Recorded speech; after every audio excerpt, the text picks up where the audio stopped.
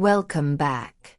In this tutorial, I am going to show you the quick solution for inserting blank rows after every non-blank rows in Microsoft Excel data.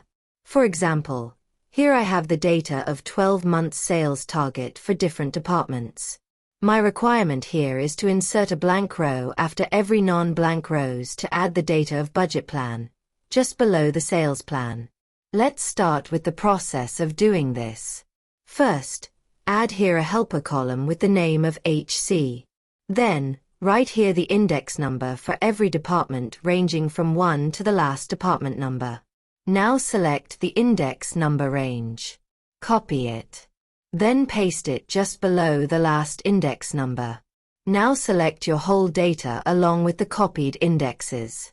Click on the Data tab, then click on Sort tool. Now, here in the Sort by, select the new helper column. In the sort order, it should be smallest to largest, which is by default there. Then click on OK.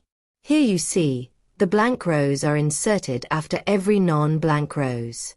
Now, delete the helper column. This is how we can insert blank rows after every row in Microsoft Excel. Thank you for watching this video. If you are new here, please subscribe this channel. See you in next video tutorial.